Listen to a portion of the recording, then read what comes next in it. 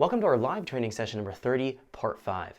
In this video, we're going to take a look at dialing in our closed loop based boost control utilizing a trim pot. So we're able to have a driver adjustment boost target as we're in racing conditions, and we can vary the power level if we'd like. We're going to have a lot to cover, so let's jump into the live training session so we can get started.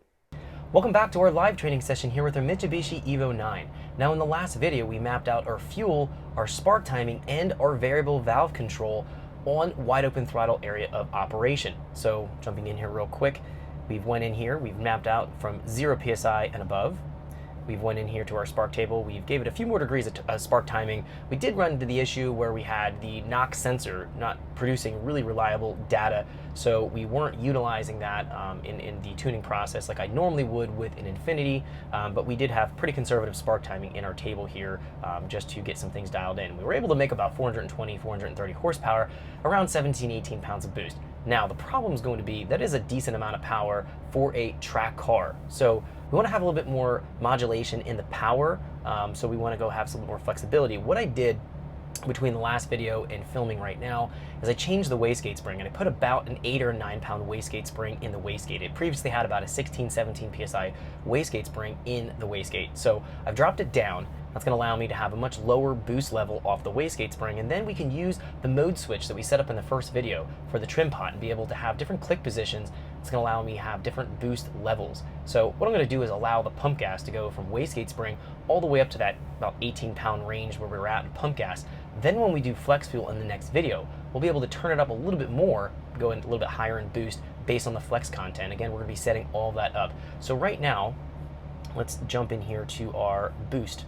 And we're going to see that we've went into our boost base duty table 1 here, we've zeroed it out. Our boost base 2 duty cycle table here, we've zeroed it out. Our boost target table 2, we're not doing anything with. Having it at negative 14.5 PSI is going to be essentially zeroing it out. And then in the boost target table 1 here, we've went in, we set it at 14 pounds. Now, we're going to do a baseline pull here on the wastegate spring to see exactly where we're at so we know what to start dialing everything in here with.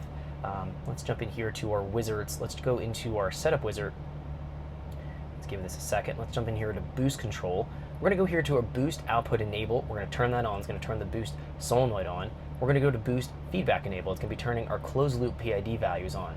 Now we did go into our P, I, and D tables here, and we've zeroed them out. So we're not using the PID feedback at all just yet. We will be getting into that. We're going to be doing a simplistic closed loop control where we're going to be telling it a fixed duty cycle amount, and then we're going to be looking up the actual PSI here in our target table. So we'll be going back and forth here, dialing it all in. Then we'll turn our PID values on to start that process. Once we get something dialed in for the first target boost level and we get it sorted out. So taking a look at our boost base duty table 1, we're going to see it starts here at 14 pounds of boost. And that's not going to work. I'm going to go and drop it down to something like 8 pounds, and then I'll go here to 10. I'll go here to 12, I'll go to 14, then 16, and we're going to have small steps here as we walk up. I don't anticipate this running. Thanks for checking out our teaser clip. If you want to see the rest of this video and more than 500 hours of current EFI training we have to offer, make sure you click right here. If you want to go and check out more teaser clips from this training course, click here, and you don't want to miss any of the videos we're going to be releasing on this channel, so make sure you subscribe and click here. Thanks for watching, and I'll see you guys later.